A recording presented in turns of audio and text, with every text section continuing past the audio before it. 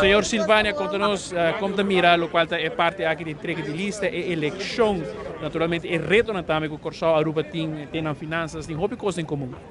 Vaca, tem reto, pero nós tem logro. Isso é muito importante. Depois, só tem logro, você sustenta o povo de Corsal. E vamos mirar como Massal, o povo te sustenta nós, pessoas não te apreciar esforço que nós como gabinete, junto a HASI, para pôr direito a economia do país aqui, para pôr direito a finança pública e para melhorar a qualidade de vida de itor que está vivo na Corsal.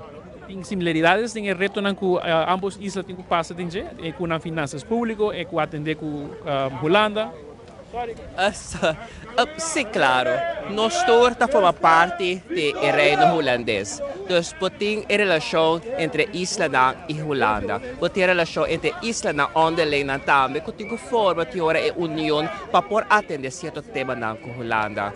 E nós todos os países temos um challenge. Nós temos problemas financeiros, nós dependemos de turismo.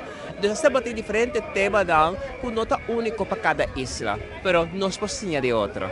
Naturalmente, posso mirar o que o governo começa a vir de uma signatura de solo, ou pensa em coalição.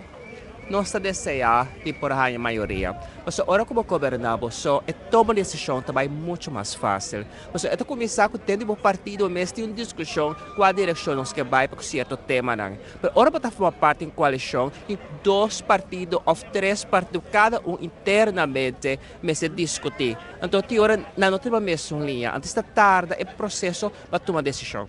Naturalmente, senhor Silvana, está em sua campanha basta único que está agora mirar em Caribe holandês.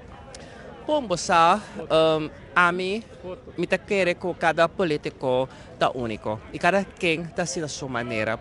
A mim, quer que me trabalho para o mês. Não quer de pôr um billboard grande, vota para mim, a gente vota para mim. Me quer ser ambientável.